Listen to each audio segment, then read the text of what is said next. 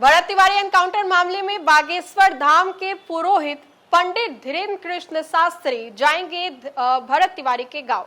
नमस्कार, news for nation देख रहे हैं आप, आपके साथ मैं हूं राजनंदिनी। भरत तिवारी एनकाउंटर मामला अब दिन प्रतिदिन तूल पकड़ता जा रहा है, जहां पर इसको लेकर के अलग अलग राजनीतिक दल के नेता उनके परिवार से मुलाकात करने के लिए जा रहे हैं। इसी कड़ी में आपको बताएं तो अब इससे अछूते धीरेन्द्र कृष्ण शास्त्री भी नहीं है। धीरेन्द्र कृष्ण शास्त्री ने कथा के दौरान ये कहा है कि वो मुलाकात करने के लिए भरत तिवारी के परिवार वालों से उनके गाँव जाएंगे, और इसको लेकर के हम आपको विस्तार से पूरी जानकारी देते हैं कि आखिर भरत तिवारी एनकाउंटर मामले में अब बागेश्वर धाम के पीठाधीश्वर धीरेन्द्र कृष्ण शास्त्री जी खुल करके सामने आ गए। उन्होंने भरत तिवारी के गांव जाकर के परिजनों से मिलने की घोषणा की है, साथ ही पूरे मामले की निष्पक्ष और पारदर्शी जांच की मांग भी की है।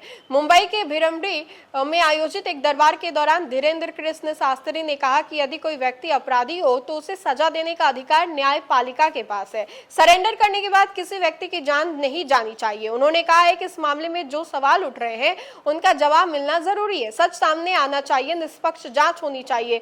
धीरेन्द्र कृष्ण शास्त्री ने भरत तिवारी को सनातन और हिंदू समाज के लिए काम करने वाला युवा बताया। उन्होंने कहा कि समाज के लिए काम करने वाले व्यक्ति की मौत को लेकर के उठ रहे सवाल को गंभीरता से लिया जाना चाहिए। उन्होंने ये भी कहा है कि वह जल्द ही शाहपुर के बिलौटी गांव पहुंच करके भरत तिवारी के परिजनों से मुलाकात करेंगे।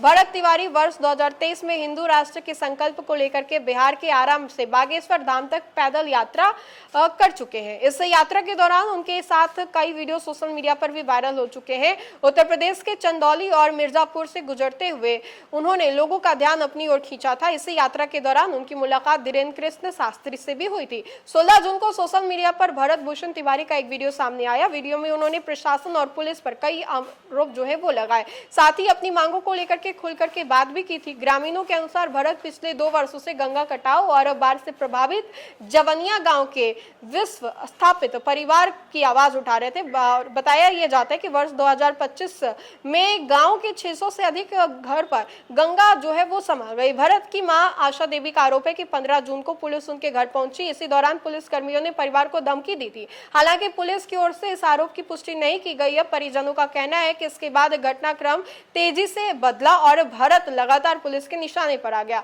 17 जून को पुलिस जो है इस पूरी घटना को लेकर के काफी ज्यादा सजग हुई और सक्रिय हुई, और अब जाकर के जब भरत तिवारी की एनकाउंटर की गई तो उसको लेकर के खूब हल्ला और हो हंगामा हुआ। अब ऐसे में धीरेन्द्र कृष्ण शास्त्री ने कहा है कि उनके परिवार वालों से वो खुद ही मिलने के लिए जाएंगे। लेकिन देखिए कि ये मामला जो है कितना ज्यादा तुल पकड़ता नजर आ रहा है। इस पूरे मामले को लेकर के आगे की क्या कुछ जानकारी होगी हम आप तक जरूर साझा करेंगे। फिलहाल के लिए इतना ही, बहुत बहुत शुक्रिया।